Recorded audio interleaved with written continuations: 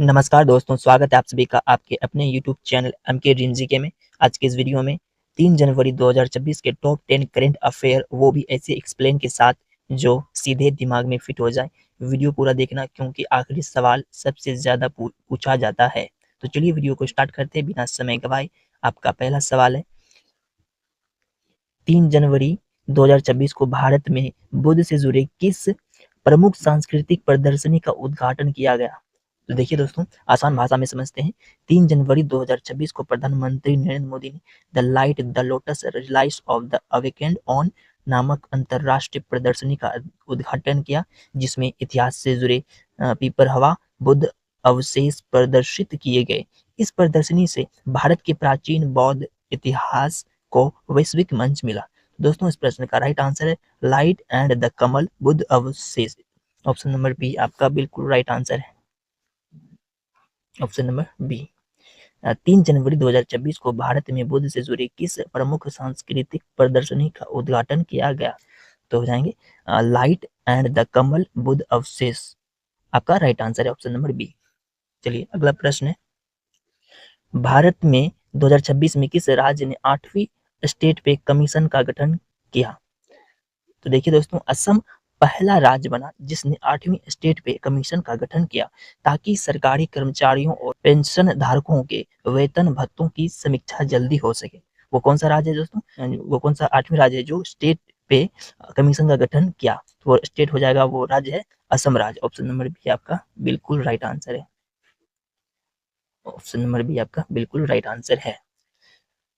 अगला सवाल एग्जाम में सीधे पूछा जा सकता है, ध्यान से सुनिए। चलिए अगला प्रश्न है, रिजर्व बैंक ऑफ इंडिया ने 2025 में बैंकों पर कुल कितनी राशि जुर्माने के तौर पर लगाई?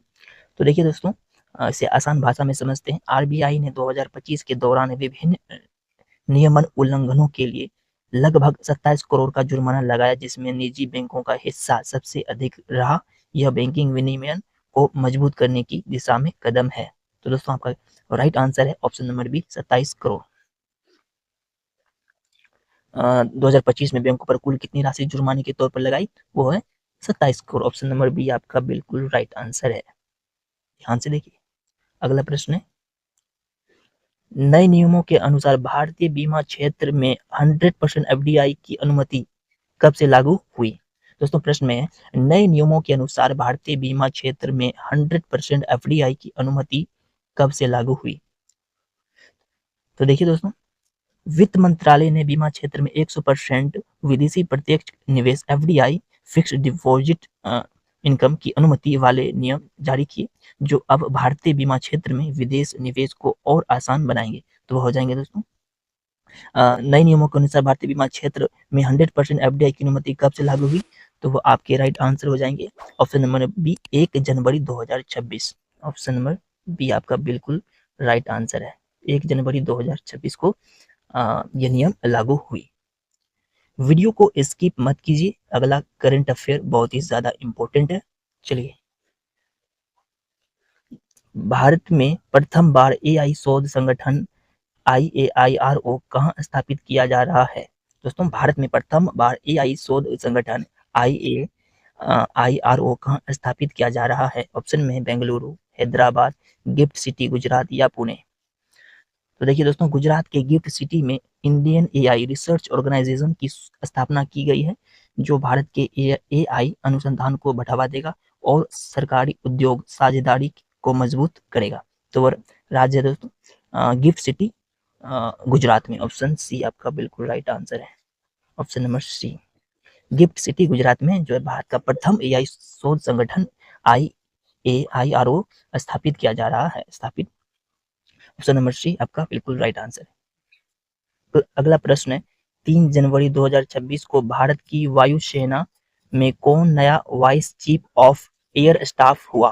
प्रश्न है, 3 जनवरी 2026 को भारत की वायुसेना में कौन नया vice chief of air staff हुआ? तो देखिए, एयर मार्शल नागेश कपूर ने 1 जनवरी 2026 से vice chief of air staff की जिम्मेदारी संभाली, जो वायुसेना की दूसरी सबसे बड़ी पोस्ट है। दोस्तों, 1 जनवरी को दोस्तों air marshal Nagesh Kapoor. Option number B आपका राइट आंसर है। ऑप्शन नंबर बी आपका बिल्कुल राइट आंसर है, करिएगा। एयर मार्शल नागेश कपूर जो है 2026 को भारतीय वायुसेना में जो है कि वायुसेना की दूसरी सबसे बड़ी पोस्ट है। चलिए अगला प्रश्न है, भारत सरकार ने इलेक्ट्रॉनिक्स कंपोनेंट्स विनिर्माण योजना के अंतर्गत कितने नए प्रोजेक्ट मंजूर किए? प्रश्न है, भारत सरकार ने इलेक्ट्रॉनिक्स कंपोनेंट्स विनिर्माण योजना के अंतर्गत कितने नए प्रोजेक्ट मंजूर किए? तो देखिए, केंद्र ने इलेक्ट्रॉनिक कंपोनेंट मैन्युफैक्चरिंग स्कीम के तहत 22 नए प्रोजेक्ट को मंजूरी दी, जिससे इलेक्ट्रॉनिक्स उत्पादन और रोजगार दोनों बढ़ेंगे। दोस्तों 22 नए प्रोजेक्ट को मंजूर किए। ऑप्शन नंबर ए आपका बिल्कुल राइट आंसर है। Option number A 22 new project. Option number A आपका राइट आंसर हो जाएगा। अगला प्रश्न है,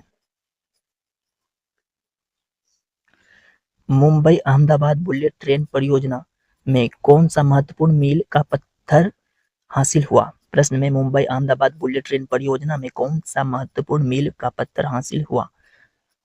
तो देखिए, Mumbai Ahmedabad high speed rail में पहाड़ी सुरंग MT5 में ब्रेक थ्रू मिला है, जो इस हाई स्पीड ट्रेन प्रोजेक्ट के लिए तकनीकी उपलब्ध है।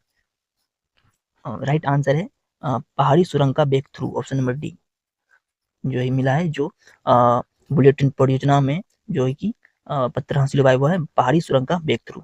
ऑप्शन नंबर डी आपका राइट आंसर।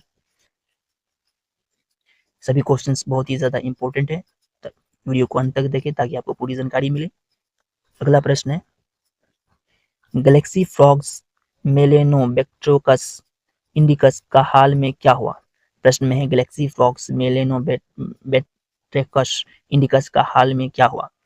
तो देखिए, प्रश्न ऑप्शन में है, नई प्रजाति खोजी गई, या अब विलुप्त मानी जाती है, या इससे संरक्षित किया गया, या राष्ट्रीय उभयचर घोषित।